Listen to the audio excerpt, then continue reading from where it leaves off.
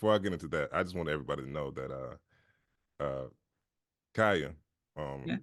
she had a chance to book me one time, and she shut me down all the way. And Oh my gosh. I was like, damn, okay. it broke my heart for two reasons, right? I can't Not believe you just did that. it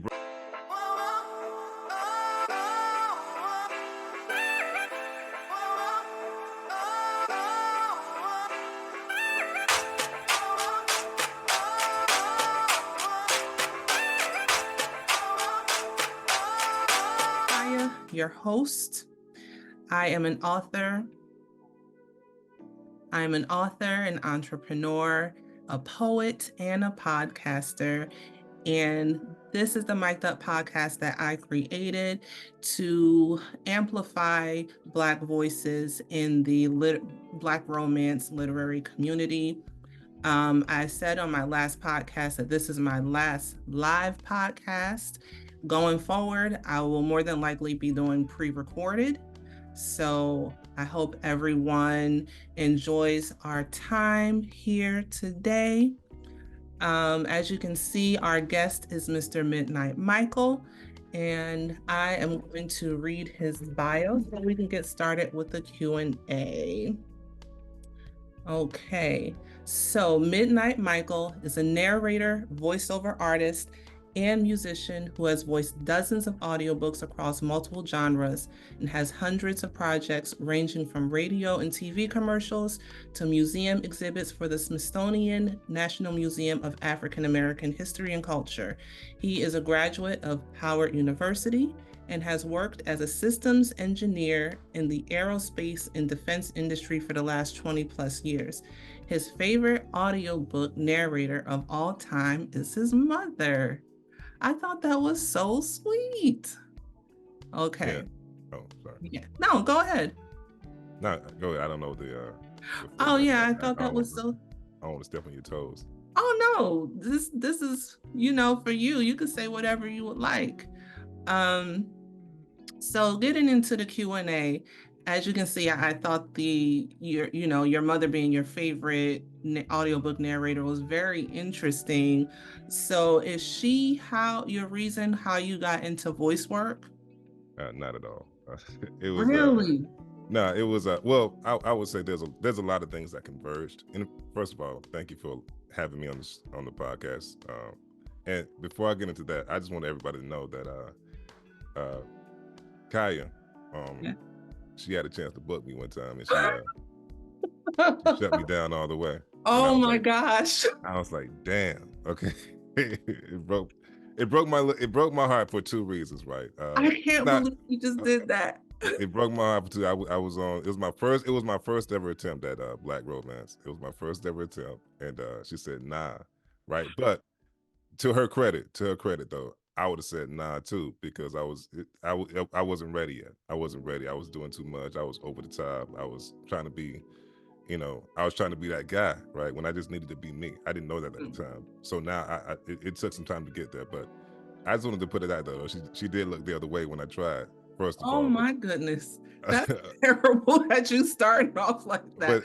But no, how's that terrible? It's I mean, real. it's true. It's true. But I'm glad that, well, I wasn't going to bring that up, but,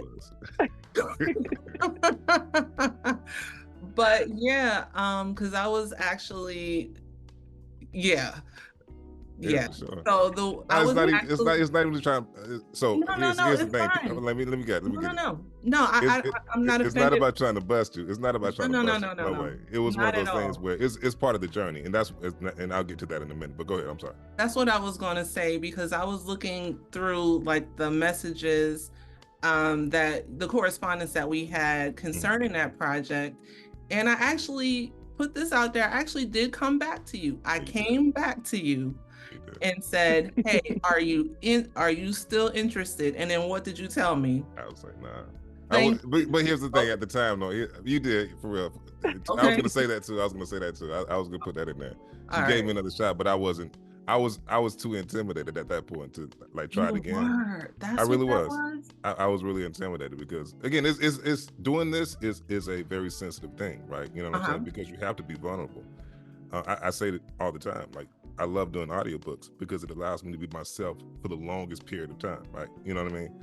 And so in that, you kind of lose yourself, you find yourself, lose yourself again, and find yourself, and trying to become these characters that y'all create, right? The universe that y'all build, and trying to shape that for the people audibly is tough, right? You know what I'm saying? So when you said, you want to try it again, I was like, I knew I wasn't ready. So that was really that, right? So it wasn't a you thing, it was a me thing at the time. It was really pride and ego, right? And on top of that, I was doing some other stuff too, and it was kind of busy. But yeah, I'm happy that happened. I'm really happy that happened. Good. Because, in essence,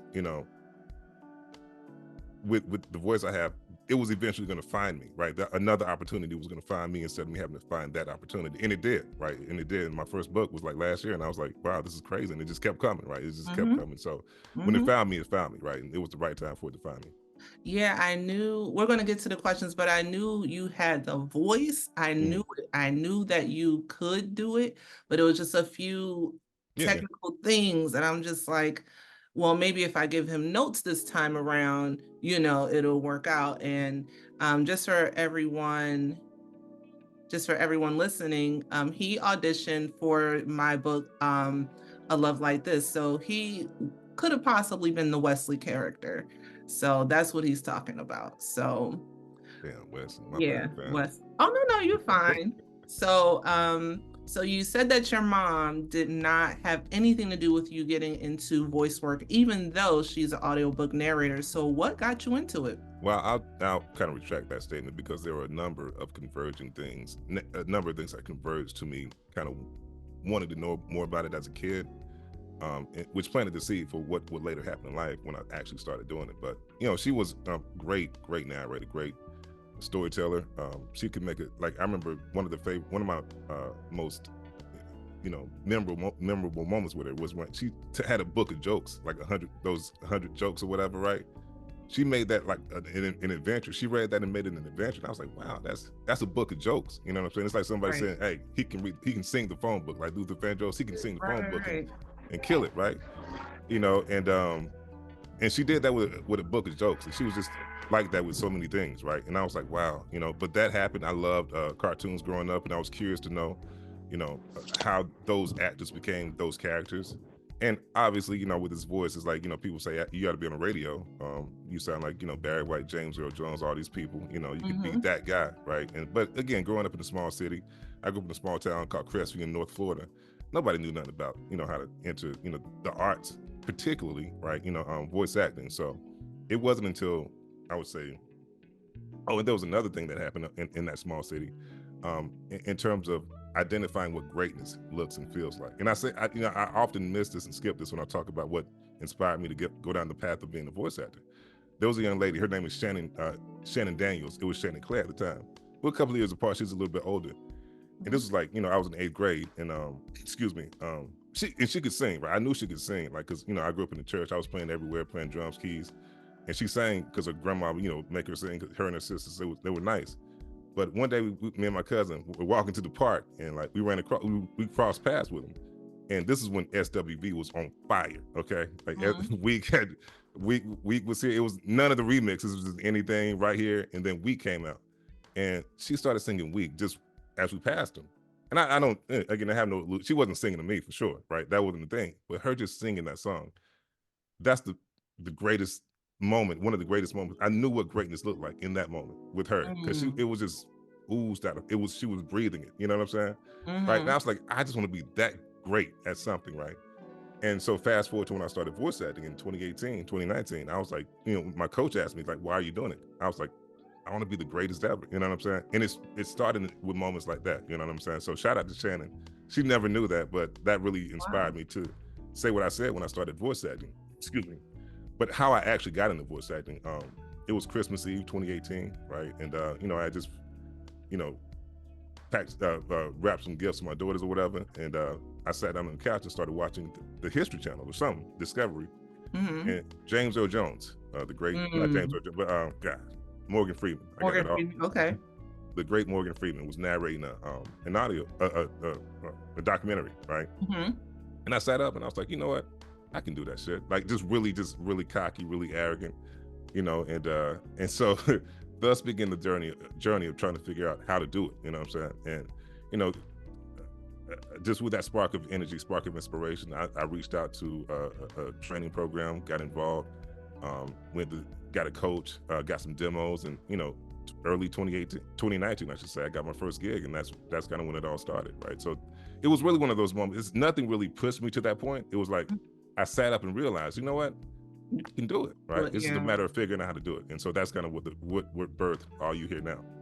Okay, well, what did your mom say when you decided to get into it? Oh, so she was excited, like pretty much everybody, right? I think my biggest fan though is my at the time was I called her she doesn't like this, but she was my manager and good friend. And then my girlfriend, and then my fiance, and now my wife. We kind of actually met right at that, you know, that point of me starting and, you know, starting the whole process, right? Mm-hmm. And so from day one, she's been my biggest fan. Like, she's been the biggest supporter, biggest champion, like, you know, carrying the Midnite Michael flag, like, as it relates to voice acting. And I'm like, wow, like it was like it was meant to be that. You see what I'm saying? Like, we were meant to meet at that particular point in time. Because she's, like I said, we'll be somewhere, and I'm like, you know, I'm just trying to eat dinner, and she'll tell everybody my whole story, right? You know what I'm saying? As it relates to voice acting, right? And he does this. Check out his website. You know what I'm saying? Oh, And yeah. so, like, yeah, of all the people, like, you know, who's, you know, in my life, she's been that one, right? You know what I'm saying? And I love her to death for it. Okay, Yeah. that's what's up. That's what's up. So, so you kind of mentioned, well, not kind of, but you let us know how you started. And that was also a pre-submitted question by Khalees. I'm not sure if I don't think she's on the call, but Okay. she also asked that question. So where did the name Midnite Michael come from? So I'm a big fan of, still am a big fan of 21 Jump Street, the show, actually. And you know, I grew up like a huge fan of that show. And there was an episode, I can't remember exactly what was happening, right?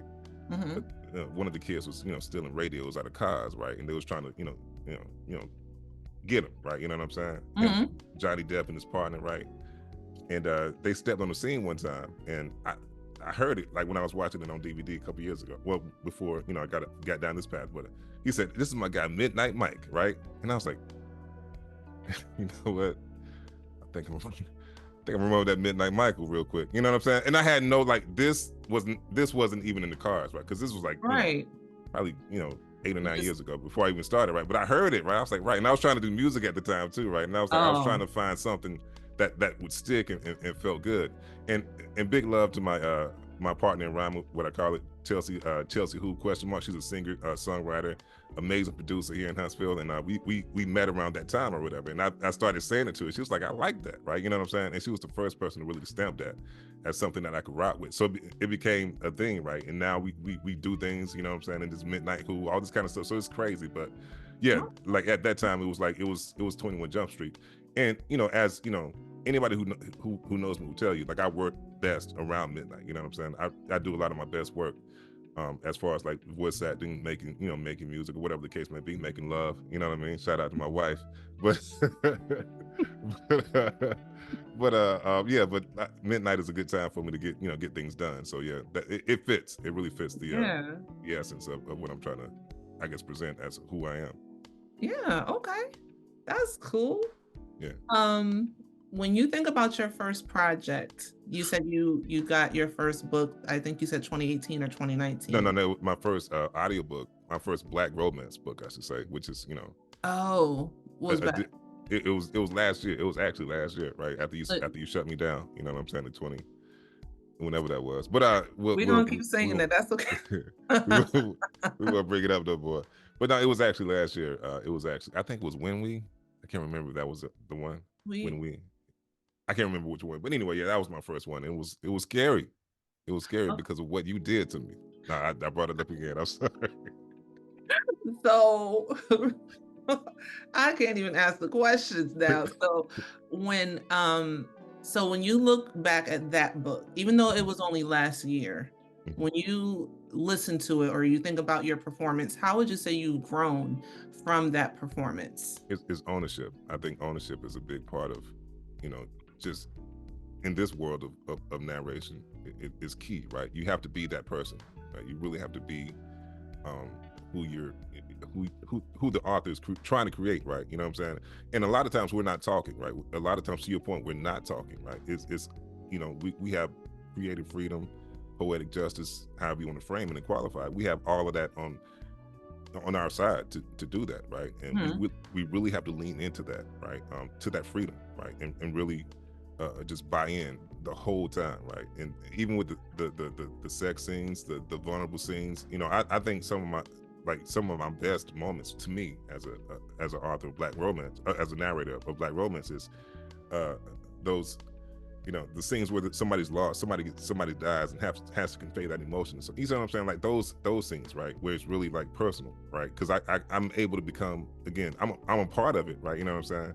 Me, right, Midnite, but at the same time, it's not about me. The character. So Yeah, you learn how to lean in to the emotions of the character more since you're first. Yeah, it's acting, right? It's really acting. You know, it's really, that's what it boils down to.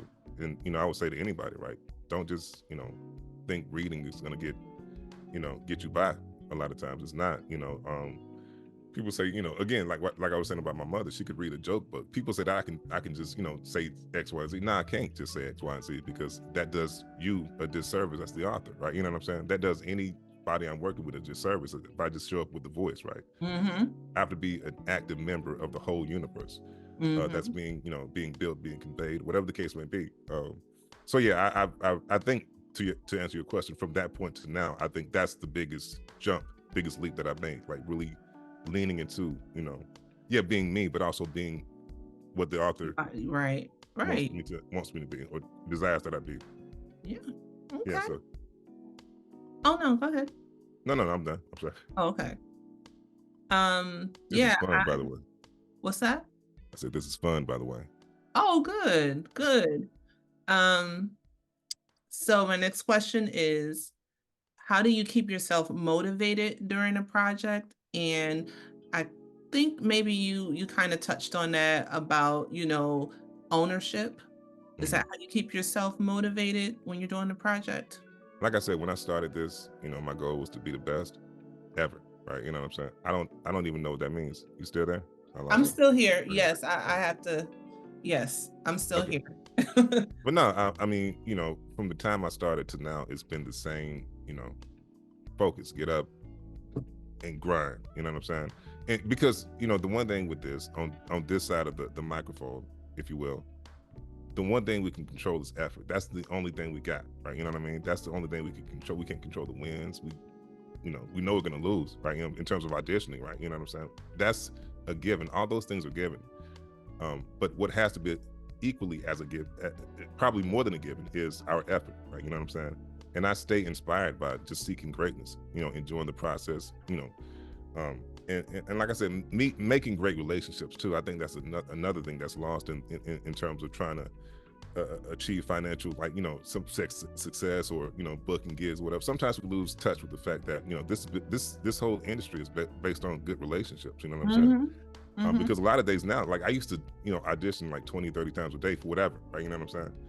And now a lot of, like now I can't, right? Because I'm doing so much audiobook work, you know what I'm saying? Thank God. But a lot of times too, right, in that I get emails saying, hey, we want to use you for this, just out of the blue, right? You know what I'm saying? But that's based on relationships, right? If I do something with somebody and they don't rock with me, right? That I'm not getting those emails, right? So I've learned to really appreciate the relationship building process and the aspect of this as well. Well,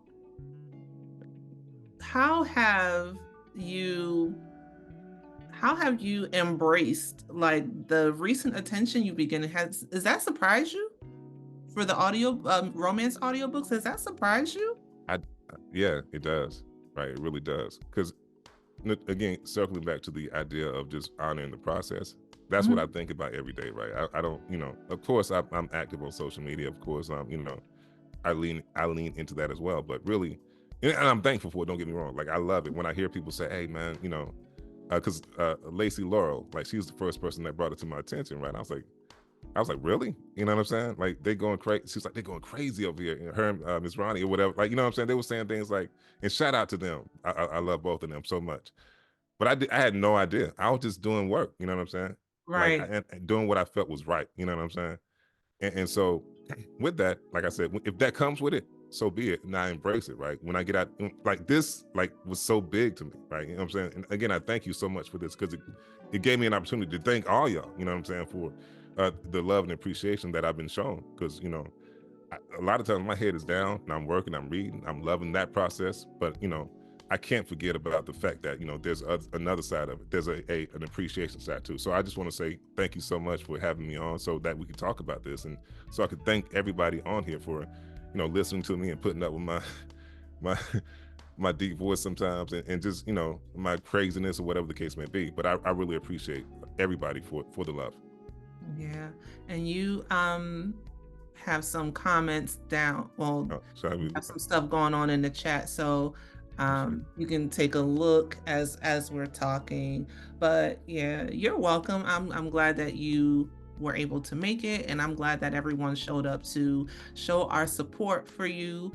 And Kayri says we definitely love the deep voice for sure. Let me see. My next question I have, in narrating the romance audiobooks, has there been something you've come across that has surprised you as far as like content? Nah, I mean, I've what Biggie say, I'm a freak like a Dina, you know what I mean? So I didn't. but so I mean, nothing really. Nothing I've come across has really surprised me because of my life experiences. So Gotcha. What I'm thankful for, though, is the class a lot of times with which that is presented, right? And that, because it gives me a great baseline from which to work, right? It's classy, right? It's not trashy, and I've always appreciated, you and your like your fellow authors, for taking the time to really make it something that's beautiful, right? And again, it's aggressive, it's real, right? It's authentic, but at the same time, it's relatable, right? And it's not, it's not something that I wouldn't let my mother hear. You know what I'm saying, right? You know what I mean, right? I would not. That would be strange. Yeah. So someone said you hooked me. Yeah, my king was crazy. Oh, okay. That's it. Okay. But I will say, like, a lot of the guys, a lot of the characters, right? And this is the dope part about Black romance, that I don't think you guys get enough credit for, is that you give us an opportunity to be something that, for example, I was scared to even think about talking about it, trying, right? You know what I mean? Like, for being a drug dealer, for example, right? You know what I'm saying? Me and my wife talk about it. I said, man, I should have been a drug dealer growing up. You know what I'm saying? Right? For whatever reason, right? Don't even worry about it. But these opportunities, like, give me a chance to step into that world, you know what I'm saying? And just like apply a lot of the things that I was exposed to, in that growing up. Why you laughing still? It's over. or like being an athlete, being a professional basketball player, or being like a record, like all of this stuff is like stuff that aligns with like dreams that I had at some point in time, like being a record producer, for example, a record executive, you know what I mean, in the book I got coming up, right? You know what I mean? So these things are like, it's dope to be able to do that, right? And live it, you know what I'm saying, as much as I do. Yeah, I'm very grateful to y'all for that. I'm going to do my best not to circle back to the drug dealer thing. Why? Go ahead. Why did I want to be a drug dealer? To get money. That's what. Oh, money? Okay. And I seen The Wire too. You know what I mean? And it was like, man, I actually I bought a 2004 Suburban just because of The Wire. It was like 2018. You know what I'm saying? So it was crazy. But I was like, The Wire adjacent, a drug dealer adjacent, you know what I'm saying, in my mind. But again, thank you guys for giving me a chance to be actual drug dealers in the books that y'all write. You get to live out a part of one of your fans. Yeah. Let me see. Kind of answered that question. You can answer it anyway. I'll answer it again. Okay. Well, what do you... No, I'm not. What was that? Oh, are No, you I a was just comedian? saying he's a Should I be answering? comedian. I First love of all, it. should I be answering Yeah. the comments? Should I be answering comments? I'm sorry. Sure. Oh, I'm sorry, Sure. ladies. I'm sorry, everybody that's left a comment. I'm sorry. I just been looking at it like, yeah, thanks. You know what I mean? Go ahead. Because you're Right. answering a lot of the questions that that I have here for you. Um, but what do you feel? Sorry, I forgot to put my phone on mute. What do you feel is the most rewarding part of what you do as far as narration and voiceover work in general? Because you don't just do audiobooks. You do like in your bio it says you do like TV and things like that. I guess commercials as well. Yeah, I do. Yeah, it's across the board. I probably touched every part of voice acting, that I can. I've done cartoons. Okay. So And what do you feel is the most rewarding part of that? two things. That what I said, something that I'm a part of could possibly change, somebody's life, right? In a real big way, like in a real big way. Because I know, like as a kid, watching Gargoyles, for example, the cartoon, where Keith David was one of the characters, right? And I heard his voice, right? You know what I'm saying? And it was like, man, I don't know like how he does that or got into this, but I feel like I can do that. You know what I'm saying? Right. And again, it took me a while to get here, but that when he planted that seed, like watching that cartoon and that seed being planted, it changed me. It touched me in a way that nothing else. Again, I grew up in church. Obviously, I love the Lord. I love music. I love that energy. But like when I heard that, I was like, wow, he's different. You know what I'm saying? Mm-hmm. Right. He's different. And to more to the point, like, for somebody like knowing that somebody may be out there saying like, yo, that's different than what I heard the other day. You know what I mean? Like, or this book is different. Like, this guy is different. Who is this guy? Like, who is Raheem in this book? Or who is, right? You know what I'm saying? Right? Inspiration, right? Like laying down the foundation for somebody to do something different with their life. Because again, I started when I was 40, right? You know what I'm saying? I started this when I was 40, right? I've been an engineer for all my life, like my adult life. And, people looked at me crazy when I was like, I want to be a voice actor, you know what I'm saying? But why not? You know what I'm saying? Why can't I do that? You know what I'm saying? And it's not just because of the voice, it's the passion, right? You know what I'm saying? And so that's one thing. But another big thing is, my daughter seeing that too, right? Seeing that pivot, right? And understanding, right? You're not assigned a certain, lot in life, quote unquote, right? Just based on what somebody else says, right? You can make that decision for yourself. And, they, again, much like my wife, like they were there from day one too. You know what I'm saying? Seeing me on the Zooms with my vocal coach, not being able to read. You see what I'm saying? Like when I started, I was terrible at reading, right? You know what I'm saying? And they would come in and laugh at me. You know what I mean? But then, it was like that. That's our relationship, though. You know what I'm saying? It's love, right? But they were like, "Daddy, you can't read." You know what I'm saying? That kind of thing. And it was love. But they got to see me trying, right? They saw the effort, They and shot then the example. it was dope to tell them I got my first gig. Then it was dope to tell them I got my first cartoon, because again, they didn't believe. They believed, but they didn't start believing until they start seeing the results, right? And so just everything that I've done has been, in a large part due to giving them something else to look at. You know what I'm saying? Like, yeah, he's an engineer, but he's also that. You know what I'm saying? He's probably more that than that. You know what I'm saying? Right? And that's just based on the work that I've done. Okay. So I think someone put something in the chat for you. Let's see. I get caught up. I'm not preaching. I'm sorry. I feel like a preacher right now. A preacher be whopping him out. You know what I mean? Amen. Amen. Yeah. So I'll so I've sounded like this. I'm 45 now. I've sounded like this since I was 12. Like literally, like my voice changed in the 6th, 7th grade range, right? And like one day I could sing, I sing, and I could sing like excuse me, KC from Jodeci. Like I was sounding like KC from Jodeci, like, because someone come and talk to me was on fire, right? And I'd be singing to the little girls at school.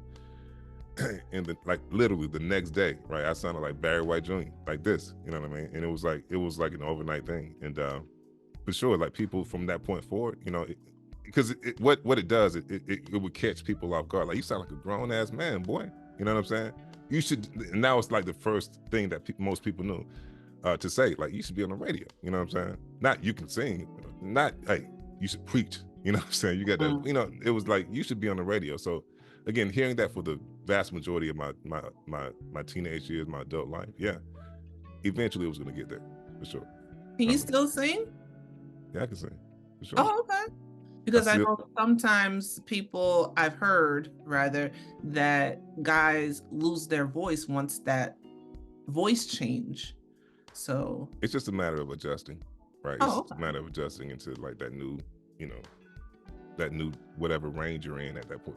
Again, because again, I was like, you know, I was tenor. I was a strong tenor in the 7th grade, but after that, it was all baritone bass. You know what I mean? Getting little girls in trouble. Yeah, yeah. No little girl's house. What's it, Terry? Hey, Terry, how you doing? Thanks for the question, by the way. She said, "Who? Or your voice is sexy." Like, you know, I was getting teachers telling me that. You know what I'm saying, at that time. You know, and they should have been fired, but you know, they was telling me. They was telling me that. You call like little girl's house not a little girl's house. You call a girl's house, I bet you they hang up on you. The teachers were going crazy. But no. You know, it's so funny, like, right, I was corny. Like, I was a corny little dude, you know what I mean? And I was a corny little kid, like, growing up. Like, I lacked a lot of confidence. I just went to church. I played basketball. I was smart. I played music. I didn't really have any girlfriends. And again, like, you know, and my grandmother was my best friend for a long time, you know what I'm saying? And, you know, so I lived for her, you know what I'm saying? And that was fine, because I was, you know, like, she, you know, really like raised and protected me from a lot of things.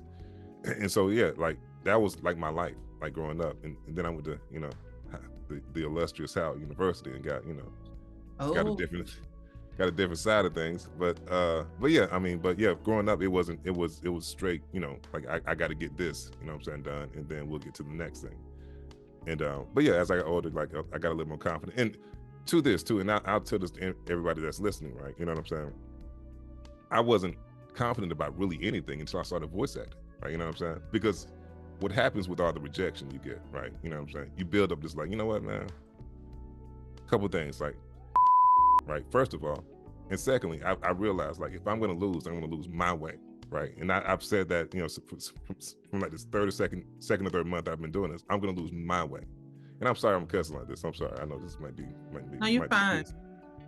But yeah, I said I'm going to lose my way, right? And that's when things started shifting, right? You know, that's when I put in my first EP, right? I started doing different things that I've always wanted to do. I shot a music video, right? You know what I'm saying? Things that I would have never dreamed of doing, but it started because I started losing so much, and I stopped caring what people thought. And that's more important than anything in this line of work, right? You got to stop caring what people think, other than the people that you're working with, obviously. But you got to stop caring, and just, you know, if you're gonna sink, you know, on your own ship, sailing where you want to go, and, you know, with whatever energy you got, you know what I'm saying? That's the best advice I can give anybody. Well, you know, stop caring what people think is a mantra for, like, life.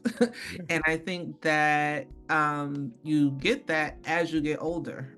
Yeah, that's definitely something that comes with age and maturity, is, you know, stop caring what people think, because if you do that, you'll keep limiting yourself. You'll keep being afraid to do stuff. And yeah, I am definitely a victim of that. So but I have let go like 99% of that. But yeah, I completely understand. Somebody put something in the chat. What will she say? We need Midnite on 1 or 2 or every. Yeah. Who that, Don? Shout out to Don. Thank you so much for saying that, Don. I really appreciate it, because that's how I feel too. You understand me? Oh my goodness. Terry says, you say daughter. Are you from the East Coast? Daughter. Nah, it's just, you know, I was in DC for a while, so it's kind of like a, you know, a mix of a lot of the you know, the stuff that was going on, the people I've met. So interestingly enough, I spent a summer in Detroit, and I was saying, "What up, though?" And people was thinking like, "Yo, I was from there," but I was just up there with the homies, like, you know, interning, and I picked that up, and I haven't let that go. You know what I mean? So, but now I picked up a lot of, like, how I sound. Like when I moved here, people didn't think I was from the South, right? Originally, because I was in DC DC for so long, you know. But that was a good question though. I get that. I get that a lot. I probably get that more than people ask me if I'm a voice actor, right? Like, where you from? You know what I mean? Because of how I talk. I hear a Southern draw when Yeah. you talk. I hear it in certain things that you say. Because I did listen to an audiobook. We'll get to that. So next question I have is, what has been, I'm sorry, somebody trying to get in here and they don't have a name. It just say iPhone. I don't know who that is. I don't want it to be my mom. That's why I'm just like, let me see who this is. What has been your favorite audiobook to date? What has been your most memorable or favorite project to date? Project, I do it too. Oh, project is my favorite project was like the second voice acting gig I ever done. Right? It was I had to do a concert promo for a company in North Carolina. It was for a Life Jennings concert. Oh wow! You know? And they wanted me to like not only voice it, but to produce it right, to make the music and everything like that. You know, Life Jennings, come, you know what I'm saying, that kind of thing, right? Just going crazy with the beat in the back. You know what I'm saying? Yeah. And so right, the guy he hit me up and was like, hey, you know, like you need this, da da da da da. So I had to actually, because I'd never done it before, right? I'm fresh in, you know what I'm saying? I'd never done it before, so I had to actually produce a fake commercial for like something that I may have done for a local radio station to actually get the gig. So I got the gig, and then I produced it, and it was like it turned out pretty dope, right? You know, I thought that's dope, right? You know what I'm saying? And that let me know that I could actually do it. You know what I'm saying? Like, because early on I had a lot of doubt. There was a lot of questions about, did I make the right move? Did I put all this money into this, and et cetera, right? All the reservations and fears that you have when you jump into the lake that big, you know what I'm saying, and not knowing what's going to happen. So, but when that happened, I was like, you know what? Come what may, I did that, and I can do it again, right? Mm-hmm. If that's the only thing I ever do. But favorite audiobook, wow, it's been so many. I don't think or memorable. Doesn't necessarily have to be your favorite, but memorable. Yeah, more than that, yeah. I mean, my favorite one would have been yours, but you know, obviously, we know how that went. I'm just playing. It would have been. I'll agree with you on that. It would have been. It would have been the best one. You no, let me stop. No, but yeah, no, I wasn't ready for that. But there's a I just did one by he's a musician. I think that's why it's my among my favorites. But I guess because it's so recent, it's called Searching for Solid Ground. Okay. And but yeah, it was like reading, and I say this a lot, right, about audiobook narrating audiobooks. You know, sometimes for me, right, I can't tell whether I'm reading the book or the book is reading me, right? Mm-hmm. You know what I mean? And I say that to me. Sometimes I'm reading, I'm like, damn, that's me. All of that is me. You know what I'm saying? And a lot, like 87% of his book is me. You know what I'm saying? In terms of like the life he lived, like the struggles he had to go through, losing people, you know what I'm saying? In terms of trying to become a professional musician, like all this, like the loss, right? The overcoming, the, you know, being marginalized because, you know, you're smart and you're put in this class with these white kids, and, you know, you're a sellout because of that. You see what I'm saying? Like I felt that, you know what I'm saying? I felt the energy of that. And I was like, wow, that don't change, right? Because he grew up in the 60s. I was in the 90s. You see what I'm saying? It was a 30-year difference. But it was like, wow. You know, so that to me, because of the content, because of his story, and because I guess because of the recency bias, like that's probably one of my top, you know, books of all time in terms of, you know, being privileged and blessed to narrate it. What was the name of the author again? What is his name? Reggie. I won't say Lewis. Yeah. That's okay. What was the name of the book again? Searching for Solid Ground. Searching for Solid Ground. Yeah. Okay. But he was in a duo called Kim and Reggie for a long time. His ex-wife and him were like, they toured and were musicians together for like 40 plus years. You know what I mean? And and they're folk musicians, right? Which is not, you know, what we're used to, right? You know what I'm Right. saying? Right. And so they had to go through a lot in coming up in the 70s, 60s, 70s, 80s, right? You know what I'm saying? And just going to places that didn't want them. And so there's a lot to it, number of levels to it that, you know, like I said, really touched me in so many ways. Okay. There's a question in the comments, and I actually have that question for you as well. Can you give us some insight into how you prepare for a project?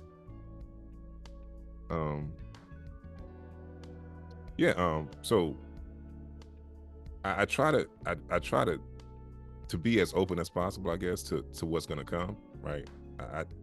I do read some of the book just to kind of get an idea of who, you know, the character I'm portraying is, if it's, you know, just one of those kind of books.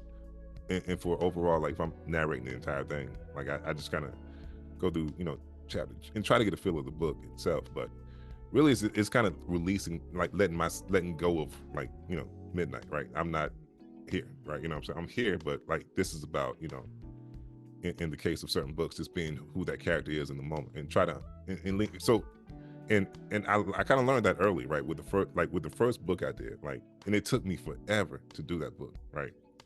It took me so long that I felt like it was a book about the 80s, right? You know, crime, like the drug epidemic in the 80s in New York, in Harlem, right? I guess by the third week, right, I felt like every morning when I was getting up, I felt like I was waking up in Harlem. You see what I'm saying?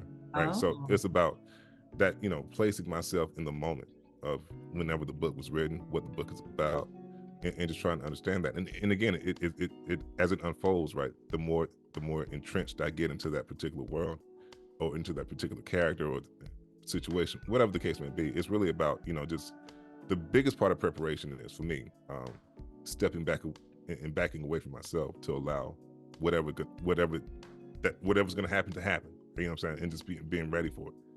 Like there are a lot of times when I start crying before the scene that I'm supposed to cry in is going to happen, because I can see it coming. I can feel it coming, right? Based on, like, you know, again, going back to the searching for solid ground, there were times when me crying, like, wasn't supposed to happen until I read that his mother died. You see what I'm saying? But because of the relationship I built with him, right, based on reading his story, right, I felt like, okay, this is, the more he mentioned this is this way, I was like, man, this is about to happen, right? And I would, like, real tears coming, you know what I'm saying? And then when it finally happened, I'm like, I got to stop for the day, because it's that real, you know what I mean? So, like, again, biggest part of preparation is letting go of myself and becoming, you know, what I need to be for that particular project. Okay. There's a question in the chat. Okay, I'm sorry. This is always a question that comes up. We are all grown here, right? Yeah. When you are making those sounds, making love, was it experienced or was it exaggerated? Do you make or practice the same? No.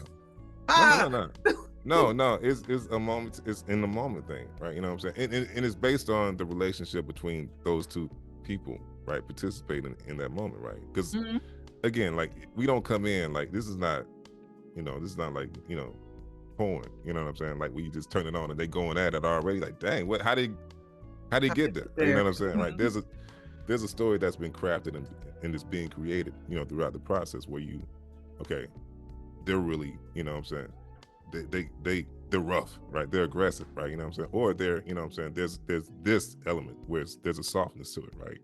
And so a lot of the stuff you hear that I do is based on the relationship between the two participating parties. You know what I'm saying? So yeah, it's not rehearsed, not practiced. It just comes in the moment. So you approach it on a technically about, you know, you're into the characters, into the story. And so it's like more technical than it is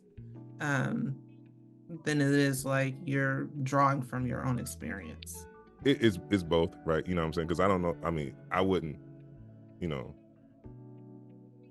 believe somebody, you know, who's playing a drunk character, somebody who's drunk all the time, if they never had a drink. You know what I'm saying? You know what I mean? Right. So certainly, yeah, there's a part of me that's in there, but a lot of it is really built and spawns from the relationship that I'm picking up on between the two characters that, you know, like I said, are participating in that particular moment. That makes sense. I can't pronounce your name, baby. I'm sorry. Tasha Lisa, is that how you say it? Oh, that's Tosha Leza. Tosha Leza, I'm sorry. And that's a really good question. I'm sorry, I just saw that it popped up on my screen. I'm gonna try to answer some of these real quick. Good. Is it difficult to shake off a character after you've immersed yourself like that? Yes, it is. It really is. It really is. And it's because you become that. You become that like for so long. Like I said, growing up in like living in quote unquote Harlem, like to talk about the drug epidemic in the 80s, based on what the writer was talking. Like it was hard to let that go. And one thing that happens a lot of times is I start crying when I'm done with the book, right? Because it's over, right? There's a finality to it, right? You know what I'm saying? Once I've edited and it's like, dang, it's over. You know what I'm saying? And I have to, step away from it. You know what I'm saying? And thank God, like I said, I have my wife. I have other stuff to do, but it's really tough sometimes when you really appreciate, like the work you put in, the words that were written, the universe that was created that you were a part of. Like it really is tough to let that go sometimes.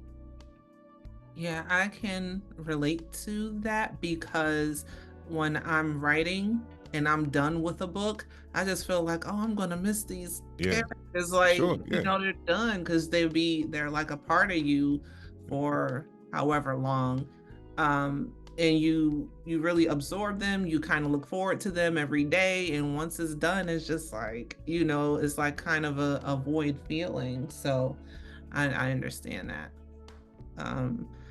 I'm gonna go to I have a couple. Well, I have more questions, but how's everyone feeling on time? Everyone's good? I got time. Okay. I do want to answer this question, right? Have you ever turned on a book? Thank you, Don. It is Reggie Harris. Reggie Harris, Searching for Solid Ground by Reggie Harris. That's the author of the book I was just talking about. But going back to what was it Terry said, have I turned down a book for whatever reason? It's only because of time, right? I sometimes I just don't have the time, especially if it's a bigger project that I'm working on. That's the only reason I've turned something down.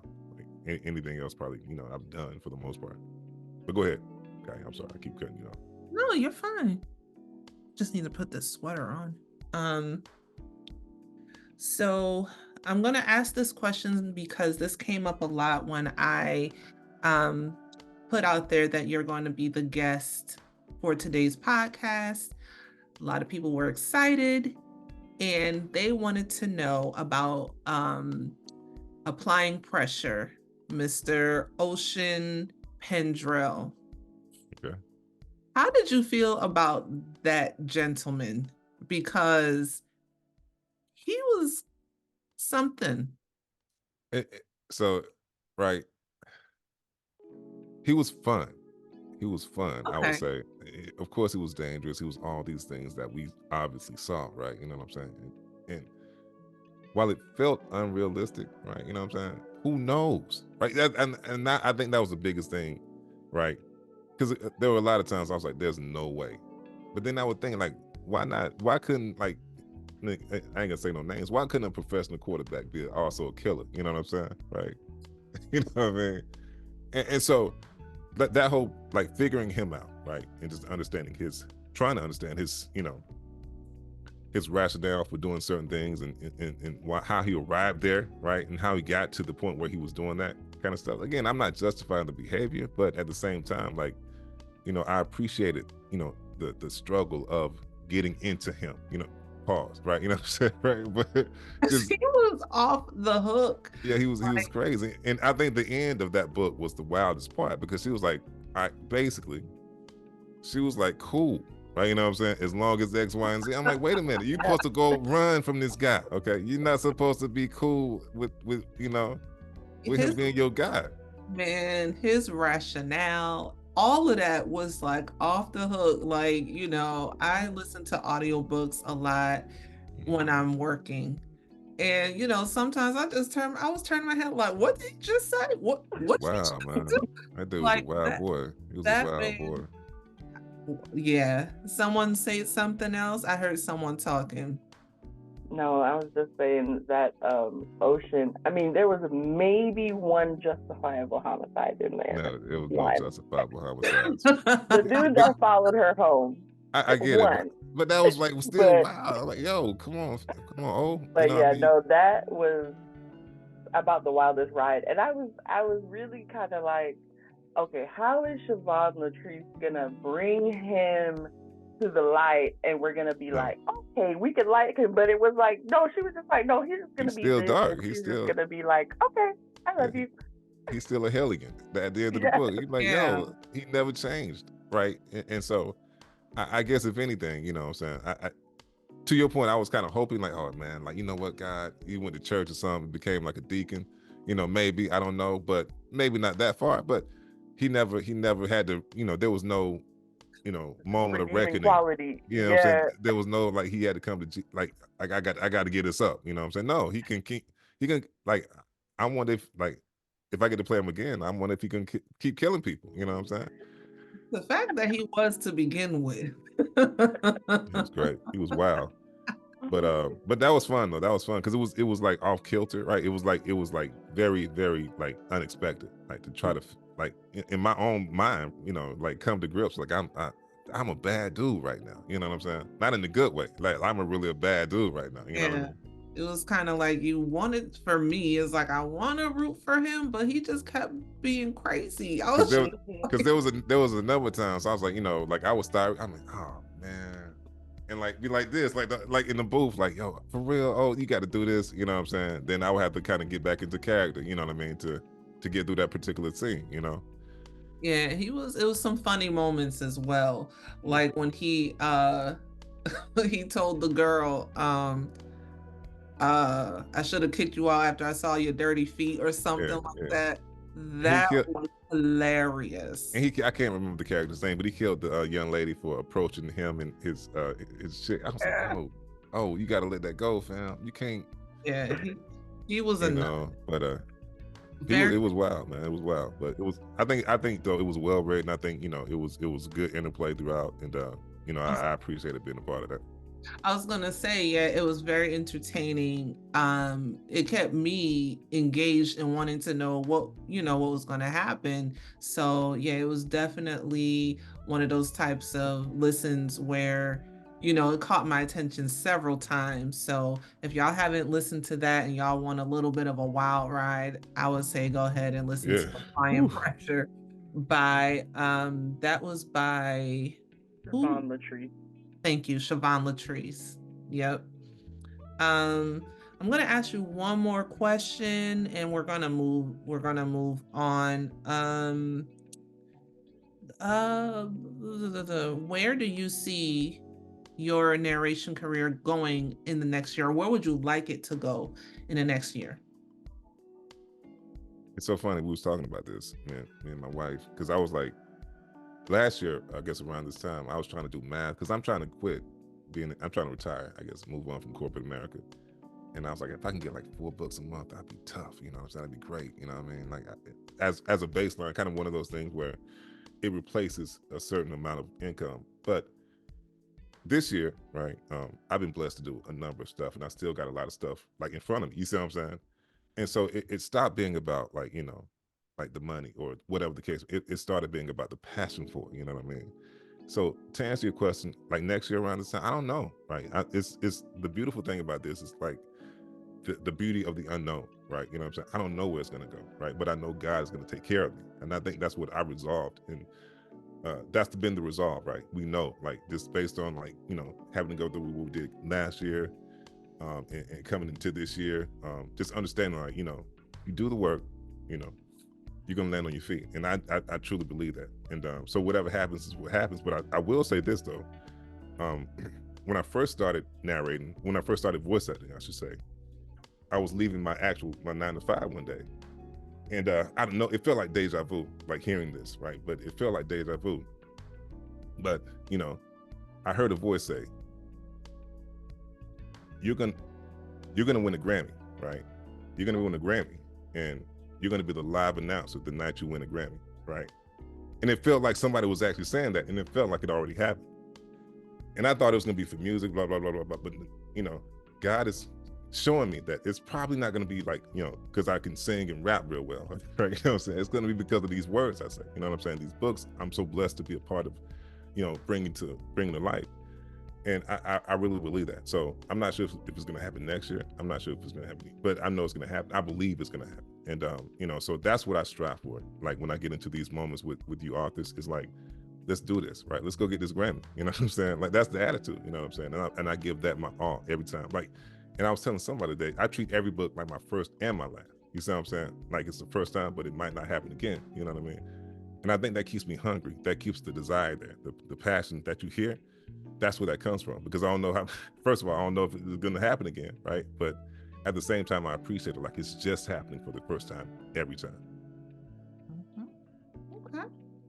Very nice. For sure. And shout out to Chanel. Thank you really for the comment. I missed a lot. I'm trying to go back right now. Just look at them.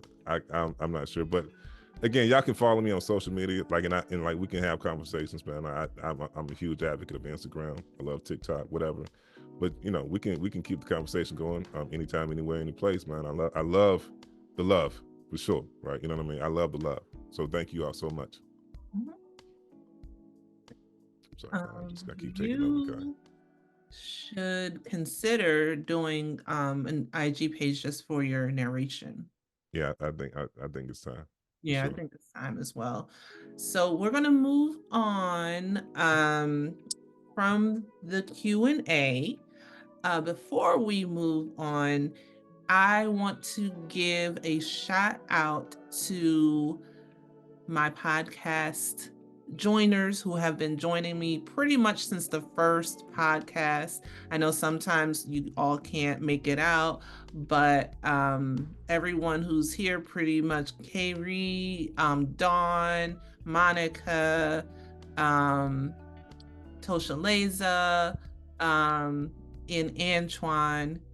I appreciate y'all joining me like pretty much for every podcast. Camilla as well, and it doesn't go unnoticed. So because like I said, this is my last live one, y'all won't be seeing my lovely face this way for a little bit. So I wanted to thank y'all before we get to the end of the podcast. So since this is okay, all right, Monica, thank you for joining. Thank you, Monica, really appreciate it. Tell your daughter have fun at the prom. Yeah. So since this is my last live podcast, I realized that I haven't really been asking you all to ask me questions so you can get to know me. So I have asked Miss Kayri here to come up with questions to ask me. I have no idea what these questions are. And now that I'm thinking about it, because she asked me, she said, do you want to know what they are? I'm like, no, I want it to be genuine. And now I'm like, man, I should have vetted these questions. But she's going to ask me some questions that she has. And then after that, I'm going to open up for everyone to ask questions to Mr. Midnite Michael and to myself. So that's what we're going to do.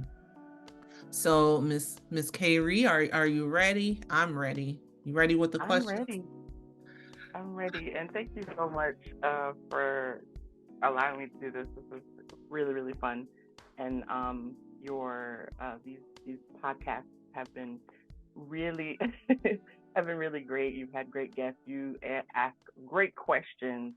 And thank you to the guests for always being so available to us. It always amazes me when the authors and the narrators are always so gracious with their time, because I know that doing these books do take a lot of time, and it's so awesome that you're so accessible to us. I feel like that's like the best part of being in this community.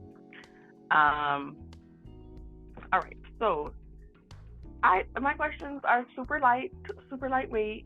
Okay. Not delving too deep. Okay, I'm ready. So, first question: what was the first story you ever wrote, and how old were you? Oh, these are easy questions. Okay. So, the first story I ever wrote, I was 7 years old, and I'm showing my age, but it was a story about the killer tomatoes.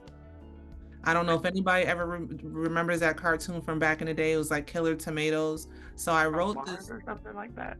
What was? I It think was they were like from killer some other tomatoes from planet. Mars. They Yeah. were from somewhere, child. I don't know. But I wrote a story about them, and it was like a little short story. I gave it to my mom to read, and my mom goes, "Where did you copy this from?" And I'm like, "I wrote it." And she was like, "No, you couldn't have wrote this," because looking back now, it was like, I guess, advanced for my age. And I said I did write it, and I'm a sensitive kid, and I just started crying. And that's when she believed me. So it was I was 7, and it was like how the killer tomatoes came to be. Okay. What's the worst job you've ever had?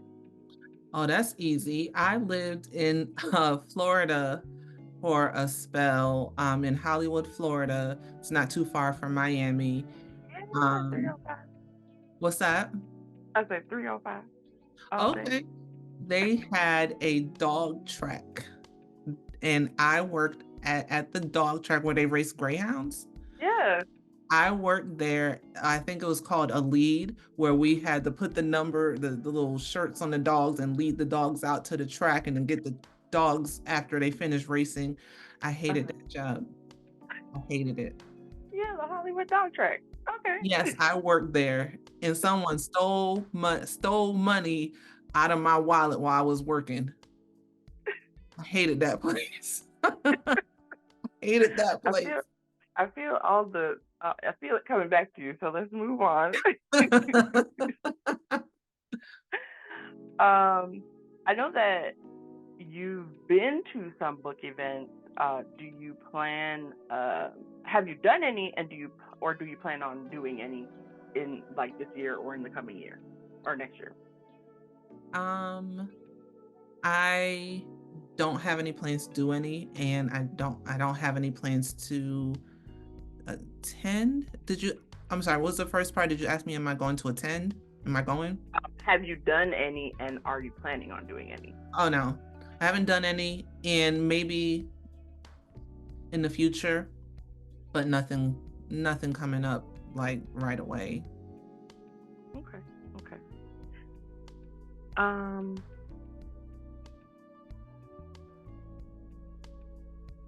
do you think that you would ever do a book collab? So like Nikki Michelle has like a writing partner that she does a book under the name Noelle Bella, which I thought that was kind of cool that it's like two people writing the one book. Would you ever do something like that? Yes, actually, I am in works of doing a collaborative book, and I don't know if you want to call the poetry book that I have out now collaborative, but yeah, for sure would do that, and I'm working on that now. So yep. Oh, you mean the one with Blazing Entity? Blazing Entity. Yep. Okay. Yeah, I like that poetry book. It's real good. Is there a story type or genre that you want to get into, but you've been apprehensive to or don't know where to start? Not at this point. I am good with romance and really working on being good at that. I want to be, as good as I can be in that genre, but I think maybe in the future I would like to do like maybe a thriller or something, or mystery or something like that. But right now it's going to be romance for a minute. What about niches of romance? So like you mean like dark romance or anything like that? Supernatural or I really haven't thought about that. If I were to step outside of that, I think maybe dark romance. I think dark romance. And maybe some more erotica. Maybe. You do a wonderful job at erotica. Miss Venus, if anyone didn't know, that's who she is as well. I'm sure we all knew, but yeah, you keep doing those. That's fine. Thank you. What is your most beloved project? Your most that you've done, and by another author that you admire. What is my most favorite project from me? Oh,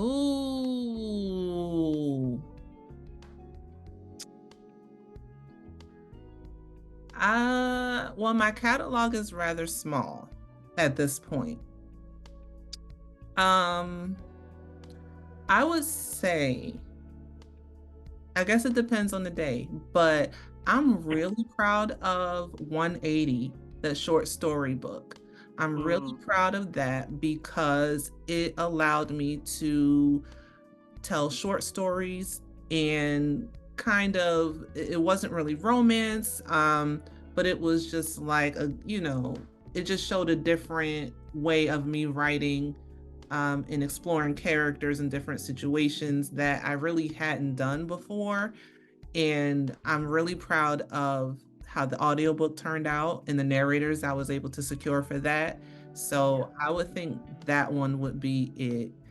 And if I say on the Miss Zenith side, I'm just going to have to say What You Do for Love, because that book slaps every single time I listen to it. Every single time. I was listening to that book so much I had to stop. So as far as my favorite project from an author, that is really difficult to say, but for the longest time, Real by Kennedy Ryan was my favorite. So I'll just go with that. Okay. Yeah. So, ladies and gentlemen, if you guys haven't listened to 180, I highly recommend it. I bought it about 2 weeks now, and I've probably listened to it 5 times, which is pretty good for me, actually, because if I get something that I'm into, it's a back to back to back to back. And it's not that I'm not into it. It is, I really liked it. It was very unexpected. I didn't know that's what it was going to be because I didn't read the synopsis. I was just like, okay, Kaya's got a book, and I just bought it. And I'm mad at you because why did you do that to us? But also, at the same time, it was such a great idea. It's a wonderful jumping off point, I think, and I'm crossing my fingers, and I might get everybody to jump in your DMs or tag you or something and just be like, girl, write 5 stories. Yeah. But you want to know something that's very interesting about 180, how it actually came to be. Those stories came from work in progresses that I could not finish. So I'm like, let me turn these into short stories to kind of give myself a little, jumping off point. So that's where they came from. So really, there are stories behind those short stories, but that's where it came from. So I didn't know if I was going to release it or not. I just wanted to get it written, but yeah, that's where it came from. And you mentioned the book that you have under Miss Zenith. I also had to stop myself from not had to stop myself, but I've listened to that an unnatural amount of times too, so I understand what you mean. Yeah, it's good.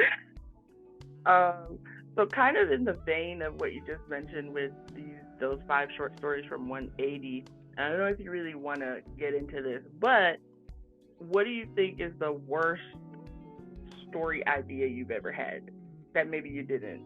I'm sure maybe you didn't go for it, but what's the worst story idea you think you ever came up with? I don't really think my story ideas are bad. Worst story ideas. Or maybe you didn't see it through for whatever reason. I have a bunch of those. Okay. Not because I think that they're bad. I just kind of, I guess I'm a little, I don't want to say writer's block, but I just have so many ideas. Sometimes it's hard to streamline them all, but I do have some stories that I started that I wish that I could just finish. But I don't really think any of them are bad. For example, if we're talking about Miss Zenith, I want to finish Nassim's story. I have like half of that written and I haven't finished it, but I don't really think not to sound, overly confident, but I don't really think I have bad story ideas. Okay, good. What is your goal as an author?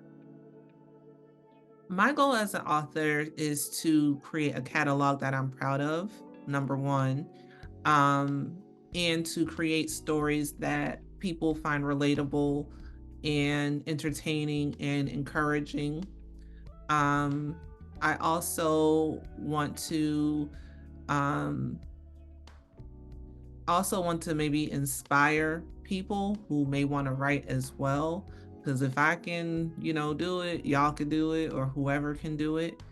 And really just put my best out there. Those are my goals.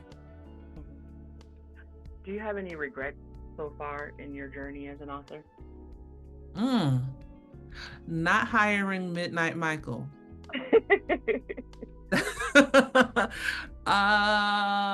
Regrets. First to the party. Do I have any regrets? You know what? Not taking my time. Because last year I did a lot of putting out audiobooks and producing them myself and casting the people. I've said this before. I wish I would have taken my time. I'm very happy with how my audiobooks have come out. But there were a couple times where I was hoping to book a different narrator, but they weren't available for whatever reason. And I just went with someone else that loved equally as much. But I wish I kind of would have taken my time and like waited for said narrator to be available. So I would say that's my only regret. Just, trying to move too fast. Okay. All right. And what can we look forward to for the rest of 2024? And then what is your plan for 25? For the rest of this year, my goal is to release at least 3 projects. I had to look up at my thing. At least 3 projects on like combine my name, alias name, and also I would like to get into doing pre-recorded podcasts. So I'm also thinking about doing expanding my YouTube channel to talk about my author journey, but look forward to at least 2 completed projects, hopefully 3. And are those going to be audio? As of right now, it's just going to be ebooks. But everything that I write, I want to go on audio. And as far as next year goes, I actually do want to put out my own personal book of poetry and narrate it myself. So that's what I want to do next year. Awesome. Well, we'll be looking forward to that. That's interesting that you want to narrate it yourself. I find like a lot of the authors either don't like to actually listen to audiobooks, which I like that you like to listen to the audiobooks, but I feel like they certainly wouldn't want to narrate them. So that's a good twist on it. Here's the thing, I'm a poet first. I'm a poet first. Open mics, poetry slams, and I said this before, I can still get busy on the mic. I can still get busy on the open mic. Don't let anybody fool you with that. I can still bust down a poem for y'all and like I'm performing. So I'm a poet first. So I think doing the narration for that is very natural because I know the cadence, I know the rhythm, I know how I want it to sound, I know all of that. So it's just like, it's kind of hard to give someone notes on how I want it to sound. Right. I know how I want it to sound. So that's why I said I want to do it. Well, maybe you can be the poet, and Midnite Michael could be like backing vocals or doing some kind of. Y'all trying to get him in my catalog. You see all this? You see what they doing for you? They rooting for you. They rooting for you, Mr. Midnite Michael. They're rooting for us. They are. They rooting for us. It's us for sure. Appreciate that. Mm-hmm. Oh gosh, well, those are all my questions. Is there anything else that you would like to share? Do you still have a regular? You know, the man still got his foot on your neck, or do you just entrepreneur and author? What? What are you saying? You still got a job. You still have a regular job. I'm like, what man? The man. The man. Yeah. I still work full time, and if I'm being honest, I don't think I'll stop. I don't think I'll stop working full time. I'm not as soon as I get this amount of money, I'm gonna quit. No, I'm gonna work because I like my benefits. I like that guaranteed paycheck. I want something that I can rely on, because what if I can't write? What if I just don't want to write no more? And I've just committed myself to having to do that. So I would like to have both for 100, Alex. Yes. Okay. Well, thank you for allowing me to turn the mic on you. Oh, no problem. And thank you for coming up with those questions. Very, very good questions. Great questions. Yeah. So now we're going to move on to attendee questions. If you have any for me or Mr. Midnite Michael, please come off of mute and speak up. I'm going to have a snack. Hi, Kaya. Kaya. It's Terry sorry. Andrews. Hi. Hey, I got a question. Out of all of your books, if a movie studio said, hey, I want to make a movie out of your book, which one would you use? Which one would you select? I personally would select A Love of My Own, which is book 3 of that love series. And the reason I would select that is because that story is the most close to my heart, because the main character, Male, he is a poet going to open mics, this, that, and the other. He's closely written after myself. And I really think it's a good story about growth in love and second chances and forgiveness. And that would be it for sure. Thank you for the question. Kaya, I had a question. Do you have a favorite book, babe, that you've written? A Love of My Own. Okay. A Love of My Own. And I feel, Wesley and Serenity, they're great, but A Love of My Own is like my favorite. Again, because it's more, it most resonates with me as a person, a poet, and things like that. So, and I love those characters. I love all my characters, but if you're asking me, that's the one I'm choosing. And then for Mr. Midnight, and this is more a comment than anything, I kind of think in music. I can't sing a lick, but I love music. And so sometimes I kind of think in song, and whenever I see your name, I hear that song, Just Call Me Mr. Midnight. I don't know why, but anyway. Yeah, I haven't heard that one. I've heard that before. But at Midnight Star, I got a song called Close to Midnight. And every time I hear that, that's kind of like my theme music. So I certainly understand that. But thank you.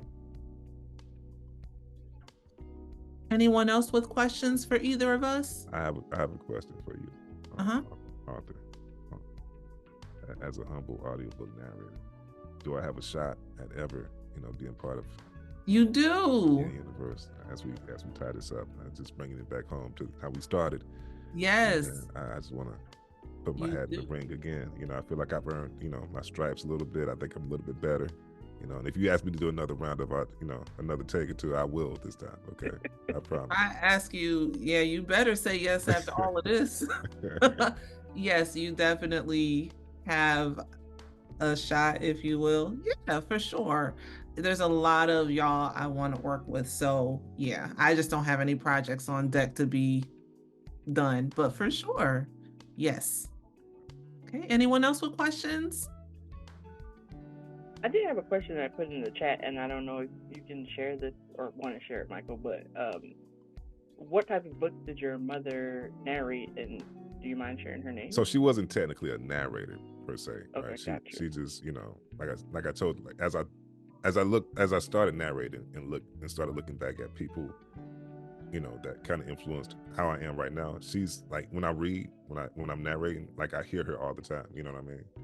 And she sings as well. So there are opportunities within, you know, books where I get a chance to sing, and like, Right. you know, when I sing, I sound like her within the context of what she used to do, because she did the exact same thing when there were opportunities for her to, you know, sing a song, a melody, or whatever. So it was like, you know, so again, she wasn't technically a narrator, you know, as we know of a narrator to be, but you know, in my mind, like how I approach it, like how I sound and all that kind of stuff is really influenced by her, chief among anybody else. I have another question, Mr. Midnight. For sure. So why don't you get with Waze? Because I would love for you to direct me down the highway. You have the sexiest voice. I would love for you to say, turn left. You know, it's crazy. And so I've done a couple of auditions. They don't want me. They don't want me, but if you and I think I can say this now, I actually am that for a new BMW, a new series of BMW. So if you ever are in a BMW, you might hear me doing that kind of stuff. So I'm the voice assistants in one of their new series. So but yeah, I will continue to audition and look for those opportunities, because Which one? I mean, don't leave us in suspense. I don't think I can say that. I could. Oh, you can't say it yet. Okay. Not yet, but I think but yeah, I am in a car at some that you might get in at one point in time. So yeah, I do that too. Cool. I'm gonna put you on the spot again. Okay. Can you sing just a little bit of something, just a line or two, please? Oh, keep singing. Wait, hold on. Let's see.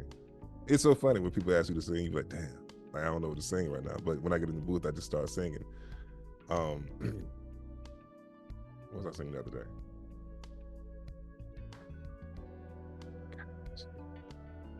It's a Luther song I was singing the other day. I want to sing right now.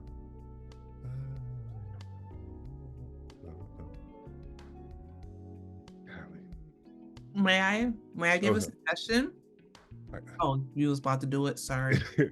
Love has truly been good to me. Not even one sad day or minute have I had since you come my way.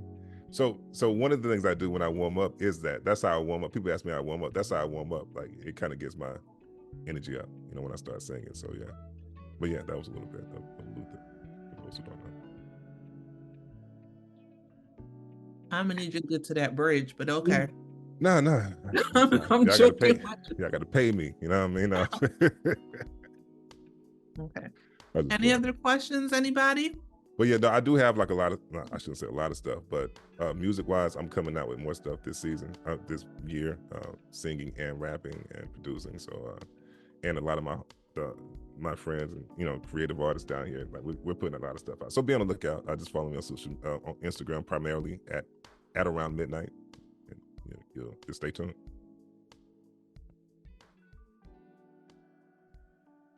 I do have a question for you, Kaya. Oh, okay. So I was going to ask, when you write your books, the characters that are in your book, are they people that are they people that you may have come across or met before, or people in your past life that you form into stories? But I know you change them a little bit, but they relate to people that you have maybe encountered in your lifetime, or close acquaintances, or No, they're not. I just create who I want them to be. I wish I did have a point of reference sometimes, because that would make it a lot easier. But no, I just kind of build them from the ground up. Some of the things with the Julian character from A Love of My Own is much like myself, but not anyone that the other characters is not people that I've met and let me kind of tell their story in a different way. So no, I just build them from the ground up. Okay, so Kaya, you know Julian is my favorite of I know all your Julian's your characters. favorite. So I still need more Julian in my life, and I think I need to hear Midnite be Julian. What? Yes. Okay. Well, I do intend on writing a Julian and Lena update. I can't say it'll be a full book, but I do intend on doing an update. I don't know if it'll be on audio, but I will keep that in mind. You see, you got all these people.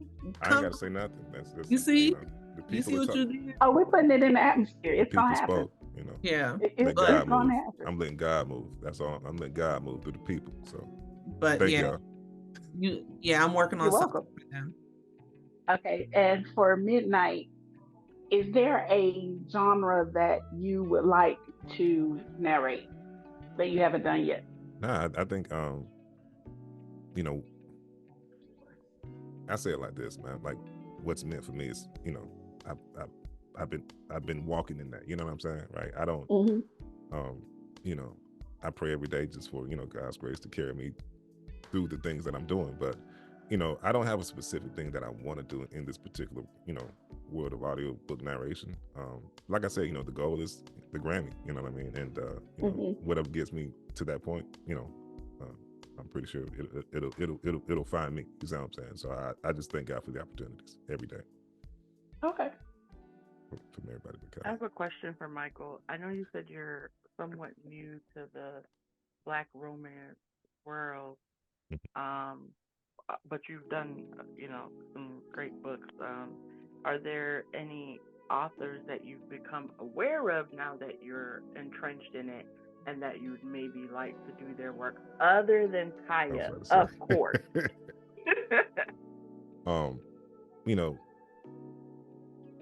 Tatum James, all right, T-Lan, like, you know, I've had the pleasure of working with them both, and I think, you know, just how they write, you know, in some cases, like a lot of the books outside of Black romance, and sometimes even in Black romance, aren't written to be read, and it's really a hard thing to try to, you know, tackle that monster, right, and really fall in love with the book. You know what I'm saying? If that makes any sense, because a lot of books are just written to be read, like, you know, like in your, like how we do that, right? But to be narrated, they're not really built for that for the most part. So, but T-Lan, like I said, you know, really like spoke to me in that regard, because it was a readable out loud. I could read it out loud, and it didn't. There wasn't a lot of, you know, trouble doing that. So I really appreciated that. So yeah, those two authors they stand out right now for me. So did you read for Tatum James? Yes, I can't remember which book I did though. Oh, I'm looking at it now. To have and to hold. Yeah, that's the one. Yeah. Oh.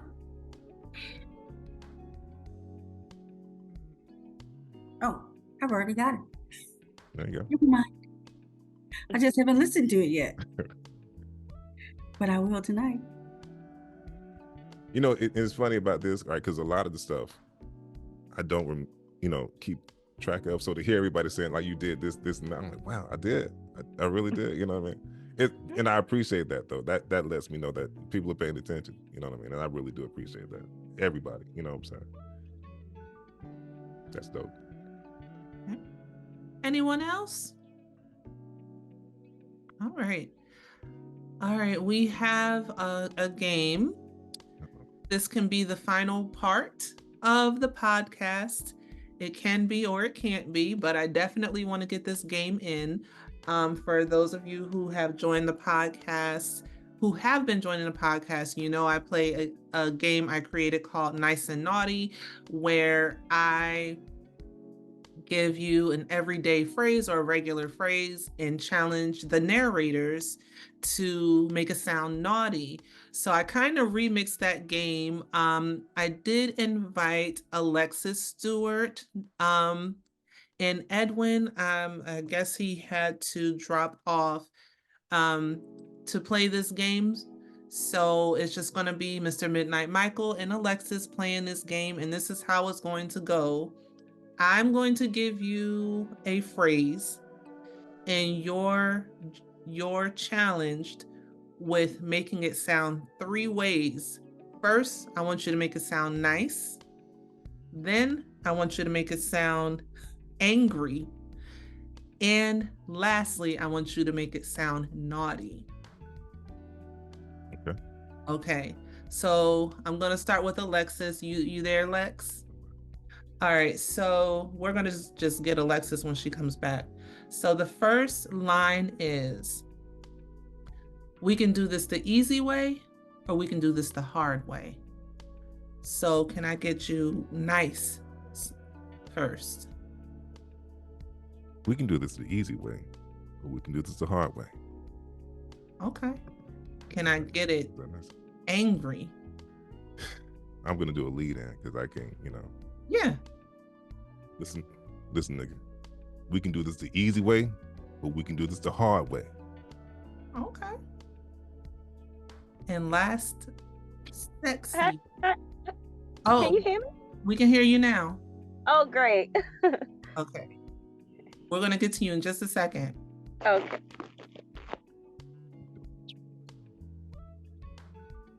Oh, you want a sexy now? I'm sorry. Yep. Oh, I'm sorry. I missed that. Mhm. We can do this the easy way, or we can do this the hard way.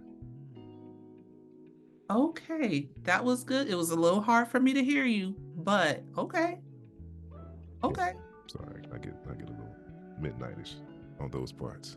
Okay, I can hear you good now. Okay. All right, Alexis. All 3 sounded sexy. I'm sorry. Thank you. Look, the nice was sounding sexy to me, so I'm not sure. Yeah, I'm losing it. Alexis, you ready, mama? Yes. Okay, so you got to say it nice, angry, and sexy. So Okay. the line is, we can do this the easy way, or we can do this the hard way. Say Okay. it nice for me. We can do this the easy way, and we can do this the hard way. Okay. Mean. Yeah. We could do this the easy way, or we could do this the hard way. Okay. And sexy. We could do this the easy way, or we could do this the hard way. Yo, th- Yes, ma'am. Yes, ma'am. that was dope, yeah. Y'all are on it. Okay, next line. Okay. We need to do a duet. Okay, next one. Don't play with me. I'm not in the mood. Alexis. Don't play with me. I'm not in the mood. Don't play with me. I'm not in the mood. Don't play with me. I'm not in the mood. She's really good, yo. Do y'all hear Alexis, you're really amazing, Alexis. Thank you. Y'all hear her? Alexis, do, you and I fire, remember man. when- You fire. Yeah, Alexis you did are. not come to Like, play. Alexis said, I want to play that Yeah. game and look. Come on. now. Amazing. She's amazing. I Yeah. love I remember when she said she struggled with that. No, like that. I can't tell. Like, this is my first time. Yeah. All right, Mr. Midnite Michael. Don't play with me. I'm not in the mood. Don't play with me. Not in the mood. Angry. Don't play with me. Not in the. I'm sorry. I'm at words. I'm sorry. That was terrible. Oh, yo, don't play with me. Not in the mood. Sexy.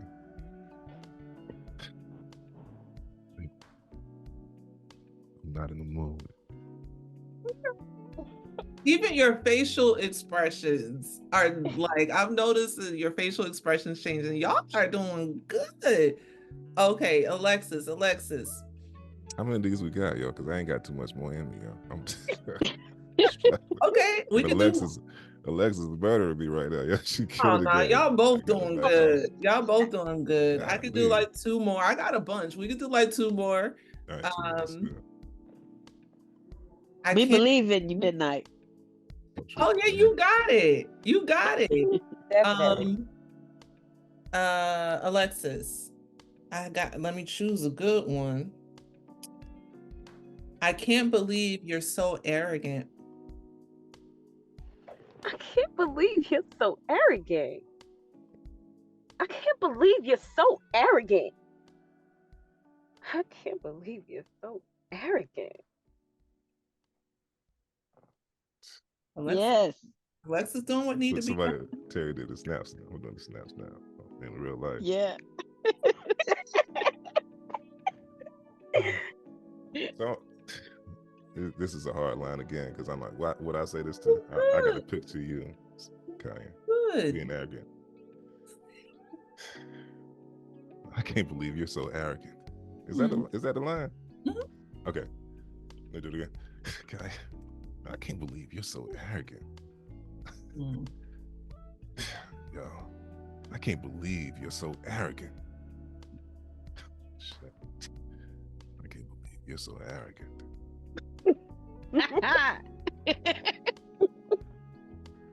You know, it's like it goes from here to here to here, you know, down. Yeah, noticing. All right, one more for y'all.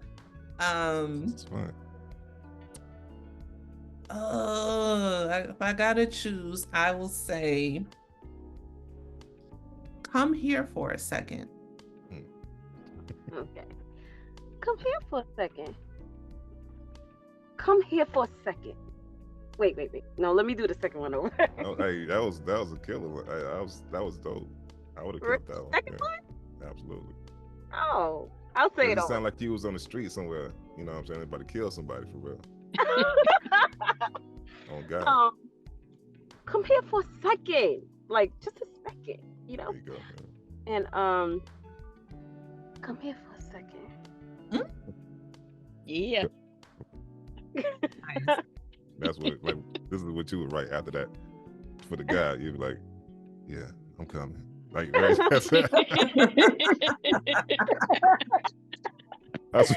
That's what Kaya would write. All right, here we go. Hey, come in for a second. Mm-hmm. Come here for a second. Mm-hmm. Hey, come here for a second. Uh-huh. That was dope. That's That's the one. Right there. And you know, like it's so funny. Like, and you know, shout out to great job, Alexis. But it's like in the booth when you hit that line, like when you get it, like that, like y'all just did. That's the one. I do this exact same thing. You know what I mean? Because I don't just read through the whole passage, and let it go. Like I take like those lines like that because I know that felt like one of them lines, right? I'll do it like a few times. I'm like, okay, that's the one right there, and I move on. But yeah, thank you for that game. That was dope. That was so much fun. Bonus one. So now we gotta have we're gonna have I'm putting this in the atmosphere. There will be a collab with Alexis and Midnite. I hope so. It's coming. I'm putting that out in the atmosphere. Duet. I guess I'm not gonna say the bonus one because it was really a joke. I was trying to be funny, but I can say it if y'all want me to say it. You can say it. You say it. You do It was a joke, but I was gonna say, have you ever been so wallowed up? That's what I was gonna say. So nasty. Oh gosh.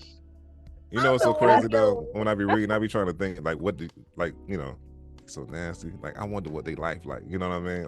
I be trying to figure out where y'all be coming up with this stuff from. But, Imagination. So that was Miss Venus right there. The listeners as well. I thought it was funny. Have you ever been so wallowed up? I just think that's hilarious. I think it's hilarious. So that was the end of the game. This is the end of the podcast. Thank y'all for being on here so long with us, Mr. Midnite Michael. Have you enjoyed yourself? This has been amazing. And to somebody said, I can't remember who said the mysterious. I can't hide behind anything. I want y'all to see me. You know what I mean? I get it. I get the mystery of it all, but at the same time, and I've been, kind of, living for this moment, right? To make relationships, to, kind of be out here like this. So yeah, like I said, hit me up on social media. You follow me, I follow you back, and we can continue this conversation, and hopefully Kaya will put me on the book. Give me some more on her. in her world. You know Gonna what I mean? keep putting that pressure. You gonna put turn me- into Ocean put me in- real quick. He's put me- turning to Ocean right you before our you eyes. gonna Applying that you gonna pressure. marry me. You gonna marry me. You gonna be my woman. You know what I mean? See? Yeah, he was crazy like that, but yeah, applying me in a- pressure. It's already been spoken, so there you go. Yeah, we go. Mhm. But 2 or 3 have agreed, so yeah, hey. amen. But this has been great. Thank y'all so much, man. And again, I've heard everything. Like people have been saying, "Hey, man, they're going crazy over here." But I've heard it all. I appreciate it all, and I love it all. And I love y'all. Appreciate it so much. Thank you. Okay. All right, y'all. So I hope everyone has a good weekend. And I guess that's it. It's been nice doing this with y'all. And thank y'all again for being on so long with us, Mr. Michael, Midnite Michael, that is. It's been a pleasure. All right. All right, y'all. Have a good weekend. Everyone. All right. Good night, everybody. Bye. Bye. Good night. Bye. Great show. Good night. All right, thank you. Awesome show.